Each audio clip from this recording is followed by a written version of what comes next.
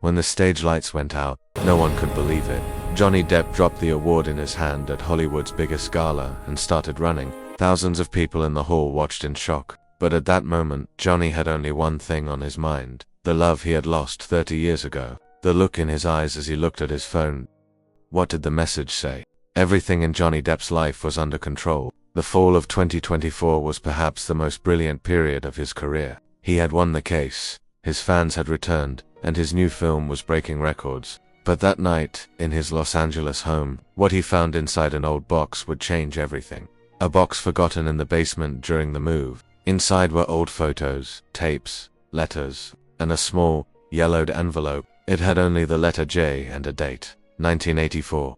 Johnny's hands trembled as he opened the envelope. Inside was a love letter he had written 30 years ago but never sent. Recipient, Sarah Mitchell. His first love, his first everything. His eyes filled with tears as he read the letter. I think of you every day. Your voice is in every song. Your footsteps are on every street. I would do anything to find you.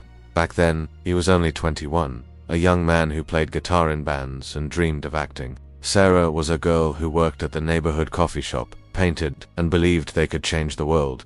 Johnny picked up the phone. His fingers moved across the keyboard. Sarah Mitchell, Los Angeles, 2024. He paused before pressing enter. What was he expecting? To find her 30 years later? What if she was married? What if she had children? What if she didn't remember him? But the truly shocking thing was this. When he started searching, the first result that came up was a news article published just 3 days ago. The headline: Retrospective exhibition of famous art gallery owner Sarah Mitchell opens this week in Beverly Hills.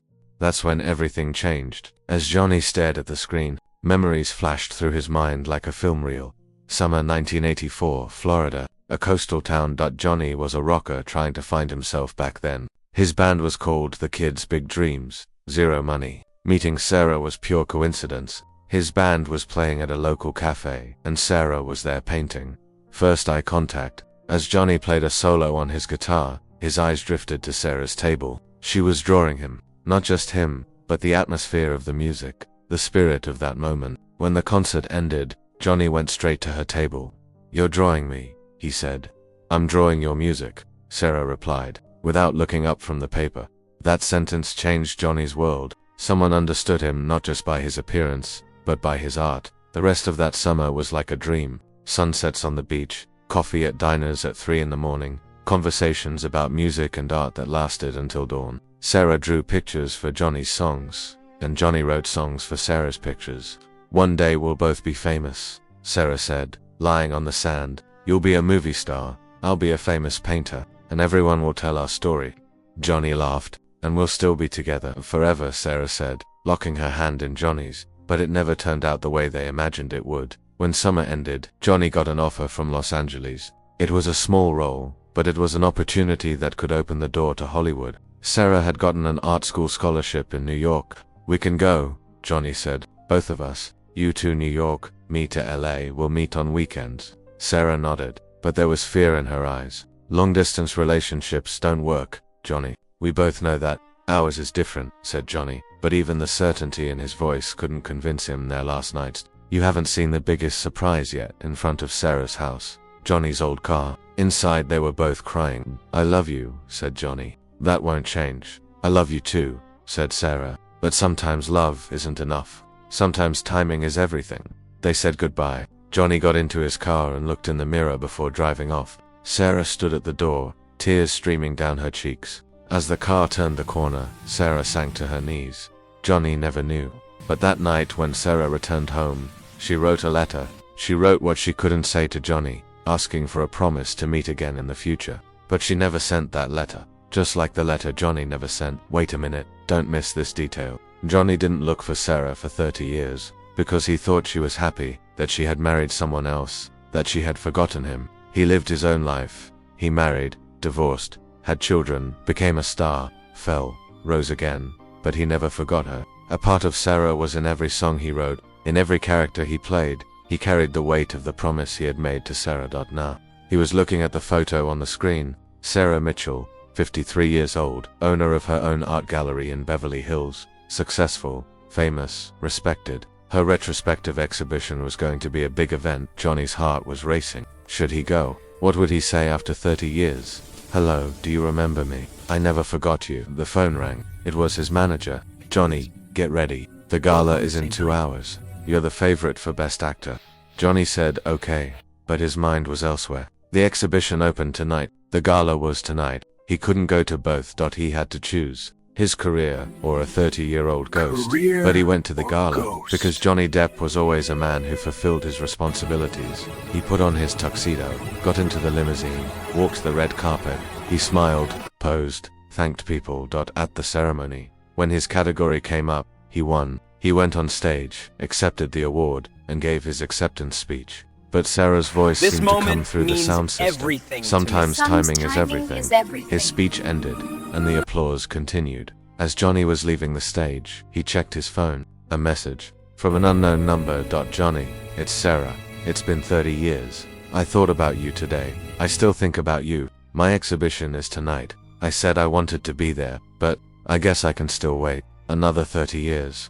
Just when they thought it was over, the second message came on the phone. I just wanted you to know. I wrote that letter to. I never sent it to you, but I kept it for you every day. Be with me at the gala today.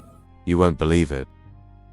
Johnny's world stopped. The audience was still applauding, but he couldn't hear anything anymore. Sarah had written a letter to. Sarah had thought about him every day, too. Sarah was still waiting, too. He ran to his manager. Where's that gallery in Beverly Hills? What gallery? Johnny, the gala isn't over yet. There are photos, interviews. Give me the address. The manager looked at the phone in shock. Morrison Art Gallery, Beverly Boulevard. But Johnny started running.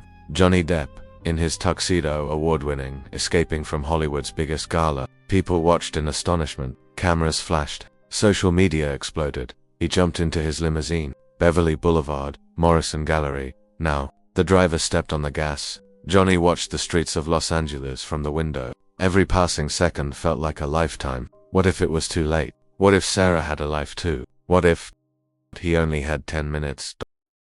The exhibition would close at 10 p.m. It was 9:52 p.m. Traffic. Red light. Johnny paced impatiently in the car. A 61-year-old man rushing to his old love. Was he foolish? Probably. But some things didn't care about age. 9:58 p.m.